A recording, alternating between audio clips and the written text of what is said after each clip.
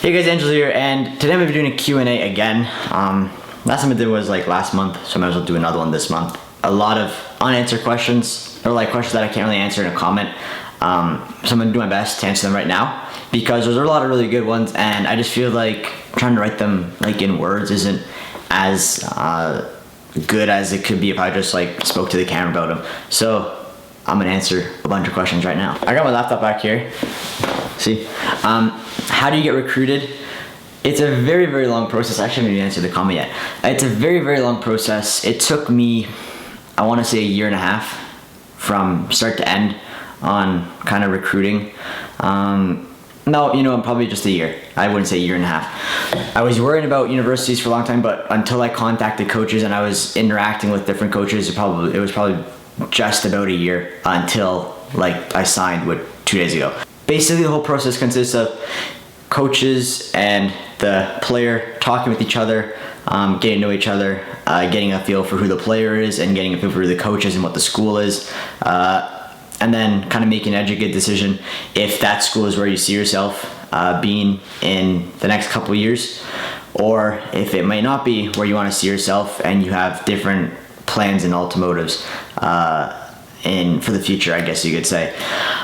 The way it worked for me is I contacted a bunch of coaches at different schools. The ones that didn't respond. Wasn't too fussed over that. Got responses from a bunch of other ones though. Talked with them for months. Went on unofficial visits in January, February. Can't remember if I did any in March. I know I did some in April. All the way up until June, pretty much. And then I got an offer from Drexel, as you probably know. And I got another offer a couple of days later from that, from another school. And all in all, I got 6 offers, and then I accepted Drexel. I just felt like that was the best one for me, at least. Drexel's a good place, and I really like the coach, what the plan is for the program, and I really like the school as well, and it's kind of close to home, so it's not too far away. The process is really long. Like, it took a year, and that's just for me. Like, there's people that start the recruiting process when they're in grade 9 or grade 10, or it's like freshman or sophomore year. I only started in my junior year, so really everything was kind of bam, bam, bam. I can't imagine what it'd be like to do recruiting when you're in sophomore year, even freshman year. Like, that's a long grind until you actually sign your NLI. So signing the NLI was really relieving, actually. It kind of took a lot of the stress off that I think my whole family had about the whole process, because it was new, it was different for all of us. We didn't know what to expect, but you know what, it turned out really well, and I think we're all happy with it. But yeah, the recruiting process is very tough. I think I'll make a video on like the whole timeline of my recruiting process if you guys want to see that. So leave a like and a comment below if you want to see that, because I think that'd be a pretty fun video to do, honestly. I think a lot of people have questions about this, not only this guy. So yeah, I think I can do a video on that with my dad, because he was a really big help in this as well. Why do you have a shirt and tie on whilst signing your NLI, and why are you at home? Can you explain? I'm not really sure what to explain. Shirt and tie because that's what our coach wanted me to wear. Nice formal attire, I guess. I don't really know what to say. I've never seen anybody sign an NLI before. This is my first time doing one. Not like I've ever done one before. This is only go to university once. So, well, hopefully at least. If you go to university twice, then you kind of suck. But yeah, I don't really think it's a big deal regarding my attire. Like, I've seen pictures on Instagram of a bunch of people that I know that kind of signed with nice formal attire on. Why I signed at home? Because there was a good area to sign in my basement. It's a golf area. I don't really see a point in why I wouldn't be signing there, to be honest with you. Well, I'm not really sure what else to expect. Maybe in the US you guys do a little bit differently. You might go to school or something like that, have a big kind of showcase for it, but in Canada we don't do that kind of stuff. Like, I'm the kid that signed in my class to go to university for a scholarship in the US, so I don't really know what to do. I just did what my coach told me to do, what my parents told me to do, so hopefully I got the job done. I'm apparently enrolled in the school, so I think it worked, but if it didn't, I'll let you guys know.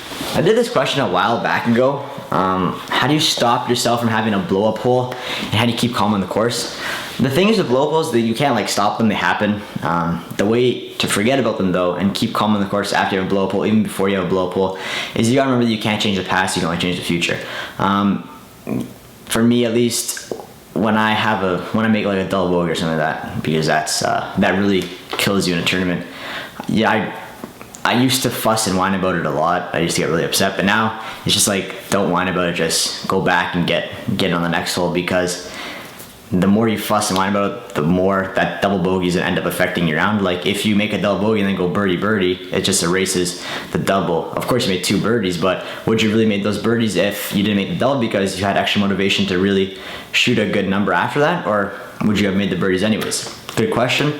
One that I'll never know, because sometimes it happens, sometimes it doesn't. You can't change anything that already happened, so no point in fussing over it. Might as well just get on with it and go to the next hole and do your best to erase that bad score going forward.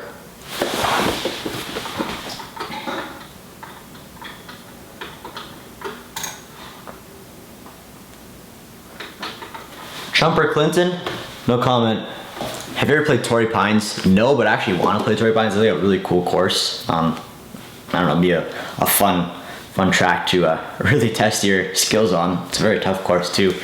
I don't know, it'd be great. Hopefully one day when I'm on tour maybe, if everything goes to plan, I might be able to play it, but who knows what's in store for me after college. This isn't really a question, but okay, I started questioning it. This is exactly what it read. I'm not gonna put the person's name on here because I don't want them to feel like weird or anything. I like your old swing so much better because it was much more consistent from like 2 months ago, but this swing looks like it is really on plane. Yeah, I don't get what that means. So basically he was saying that he didn't like my new swing, but then the new swing looks more on plane than the old swing. I kind of get what you're saying, but like, what's the argument exactly? I'm a little bit confused. Where's Dylan? That's been a common question. I don't know if Dylan's gonna watch this video, but Dylan is in school. I'm in grade 12 now, Dylan's in grade 10, and I got 2 spares in one day. So I have 2 classes that are free in one day, and sometimes I kind of end up having lunch then no class. So I'll just leave at 1 o'clock from school and then go to the golf course while Dylan's still in school till 2:30. So that's why he's not in most of the videos now, because either when he gets out of school at the same time as me, it's too late to shoot a video because the sun's already set, or it's starting to set right away. Like it's down at 4:45 or something like that, 4:50 p.m. right now, so who knows when it will be in a couple more days. But and also when I'm off and I have like spare last period, Dylan's not out of school yet, and I gotta shoot a video because the sun is gonna set. So we're really working with like minimal daylight right now. It's a little bit tougher to really get things done, especially when you're shooting a course vlog.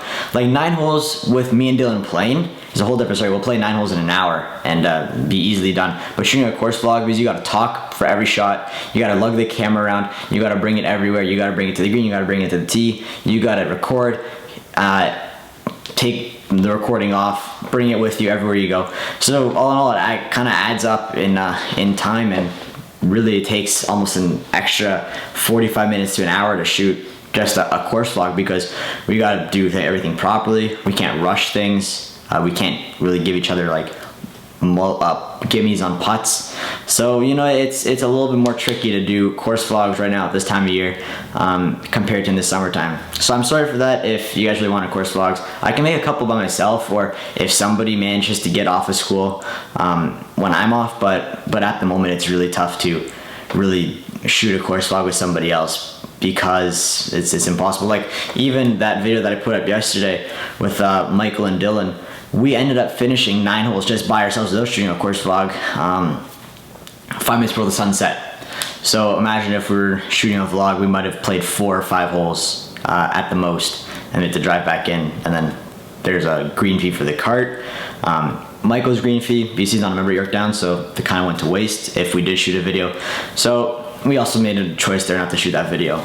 Also, I got this question a lot for some reason. I think it's a little bit of disconnect here. What's the new driver shaft? I don't have a new driver shaft. I'm using the Project X hazardous shaft right now. I think you guys are confused because I put a couple Pro Tracer videos up of my swing and like my footage earlier on in the year. So when I was in Reunion, I did a couple course vlogs there. I put some videos up from there. And I think that's what you guys are confused about, because I was using my Kuro cage then in my M1, and now I have the Project X in my M1. So there's a little bit of disconnect there, so I'm sorry for that.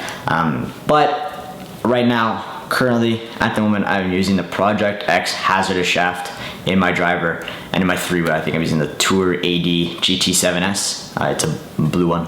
But that's also, they're both really, really good shafts, and I really like them, especially the Project X. I thought you were not allowed to drive the cart through the fairway?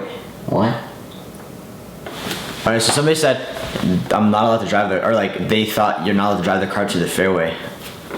Again, that's a rule that I'm not aware of. We're allowed to easily drive carts anywhere as long as it's not like 20 yards within the green or on the tee box. So no problem at York Downs with driving on the fairway.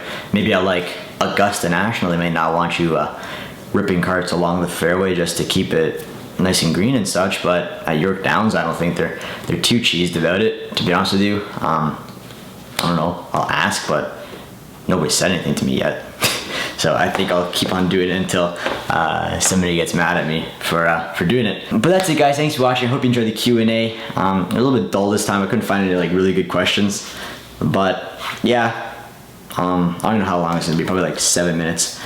But yeah, that's it. So thank you for watching and have a good day. Bye.